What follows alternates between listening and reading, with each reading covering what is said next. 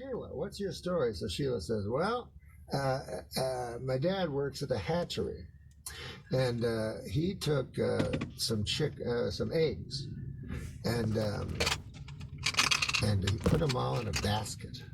All the eggs he put in one basket. And then he put them in the horse and buggy, and off we went to town, and the earth was uneven, and the eggs broke. And the teacher goes, well, that's an all right story, but I can't understand what the moral would be to that story. So Sheila says, well, the moral is, don't put all of your eggs into one basket. So the teacher says, well, by God, this is exactly what I'm looking for, what I was hoping for with this experiment. Yeah. And anybody else have one? So Marjorie puts up her hand. Okay, Marjorie, what's your story? Well, my father works for the hatchery. Most of us. Most people in that town work in the hatchery. Worked at the hatchery. Thank God for the hatchery, she says. Or where would we be? So she says, my father, he sells chickens. And he knows that eggs become chickens. See what I mean? So he had to count his chickens so he could go and sell them in town. So he had 9 chickens and 5 eggs. So instead of saying he had 9 chickens, he added the 5 eggs. You see, he counted them as chickens. So he said, I have 14 chickens. So he took them, Sheila says, and put them in the horse and buggy, and off they went to town, but the land was uneven. The chickens should survive easily. They frolicked. The eggs broke. Well, the teacher says again, it's a story, you know. But what on earth could the moral of that story be? Well, Sheila says, if that's her name, I forgot. She says, don't count your chickens before they hatch out of the eggs. Teacher says you could probably shorten it a little. So, but that's great. And that's exactly what we're looking for. And then she looks at the back of the class, and by God, there's the upraised hand, as you say, fucking dirty Jim. He's going to ruin the lesson. So the teacher, inside of her head, her thoughts are moving around, and she's like, God, I don't want to hear dirty Johnny say it. This is going so well, but at the same time, I took a vow and I became a teacher that every student. All right, Johnny, let's hear your story. So dirty Johnny gets up and he says, this is a story about my Uncle Terry. He didn't work for the hatchery. I didn't even like people that did. He was in Vietnam. And he lives on the disability checks he got.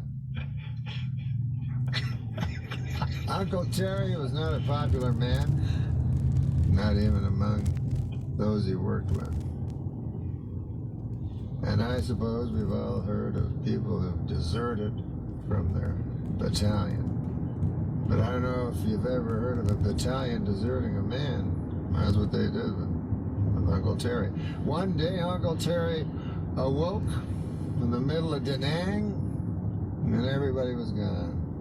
He was alone, and they'd left him 3 bottles of Jack Daniels and some weaponry.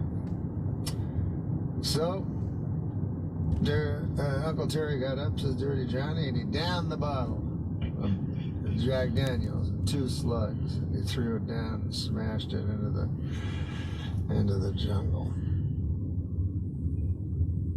And then he walked, picked up the 2 Kalashnikovs and 3 or 4 Glocks and a couple of hand grenades, and off he walked into the unknown, the jungle, his fate.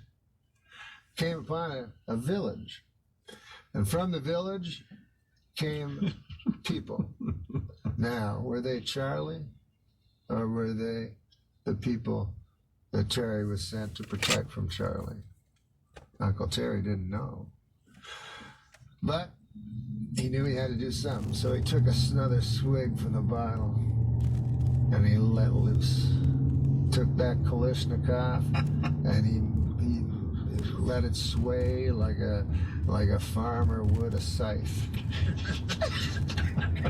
And the bullets came, and you know, just as hay would fall before a farmer, so the people fell before Uncle Terry.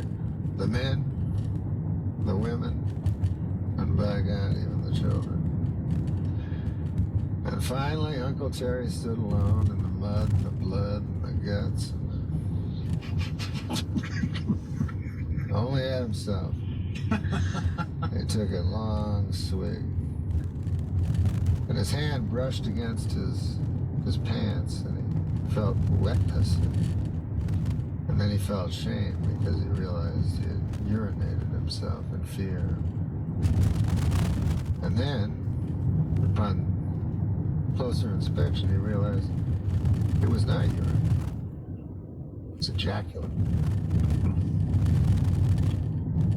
His shame was replaced by pride. And the teacher goes, "Holy fucking shit, what the fuck? What kind of fucking story is that? Like, we just heard the hatchery and shit. And now this?" She goes, Uncle Terry, well, Dirty Johnny, what on earth could be the moral to such a story? So Johnny thinks about it for a couple of minutes, and he goes, "Well, I don't know, I guess. Well, I know one thing. You don't fuck with Terry when he's had some drink in him." And he's uncorked the jug. You stay away from Uncle Terry. And he don't like anybody that works at the hatchery either. You remember that. You tell your parents that.